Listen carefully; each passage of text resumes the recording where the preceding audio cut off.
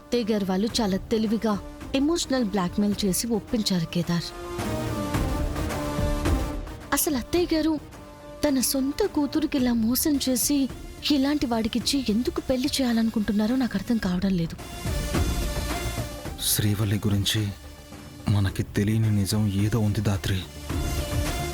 అది బయటపడకూడదని పిన్ని ఇదంతా చేస్తున్నట్టుంది. టైం చూసుకుని అసలు అదేంటో కనిపెట్టాలి. అప్పుడే అత్తయ్య గారు శ్రీవల్లి మంచి కోసం ఇదంతా చేస్తున్నారా లేదా అని మనకు తెలిసిపోతుంది.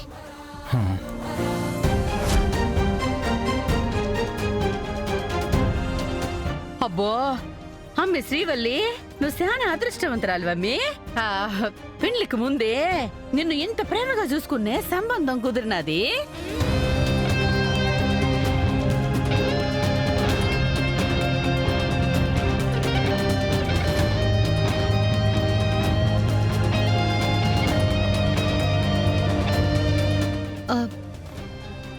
ఈ నగలు ఎక్కడ చేయించారు?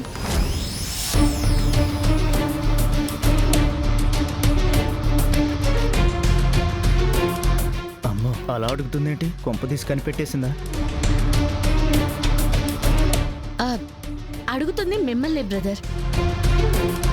ఈ నగలు ఎక్కడ చేయించారు? మా ఫ్యామిలీ నగలన్నీ ఒక ఆచారి దగ్గర చేపిస్తామండి. ఆయన దగ్గర చేపించడమే ఈ నగలు.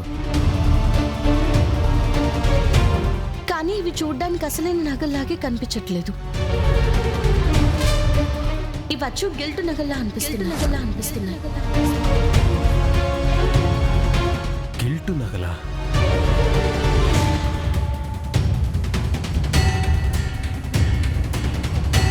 ఒరిజినల్ నగలు తీసుకురమ్మని డబ్బులు ఇచ్చాను కదరా. ఇప్పుడు ఏదో ఒకటి చెప్పి కవర్ చేయాలి, లేదంటే ఈ వైజయంతి నా ప్రాణాలు తీసేస్తుంది. చెప్పు రాజు, నిజంగా ఇవి ఒరిజినల్ నగలేనా? ఒరిజినలే అండి. ఫేక్ నగలు నా కాబోయే భార్యకి ఎందుకు ఇస్తాను చెప్పండి?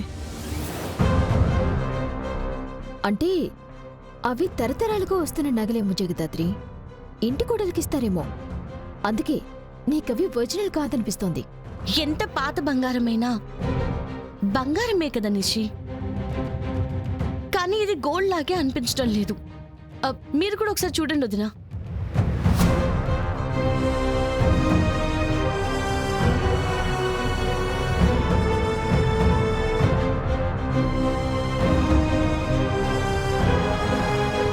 అవును, నాకు కూడా ఎందుకో ఇవి గోల్డ్ లాగా అనిపించడం లేదు.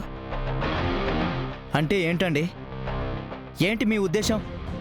మేము ఫేక్ నగలు ఇచ్చామంటున్నారా? ఒరిజినల్ నగలు ఇచ్చే స్తోమత మాకు లేదంటున్నారా? ఇంటికొచ్చిన ప్రతిసారి మా స్టేటస్ గురించి మాట్లాడి అవమానిస్తూనే ఉన్నారు. ఇన్ని అవమానాలు పడుతూ మాకు ఈ సంబంధం కుదుర్చుకోవాల్సిన అవసరం లేదు. పదండి వెళ్ళిపోదాం. ఇటివు. ఒక్క నిమిషం ఆగండి, మాట్లాడుతున్నాం కదా.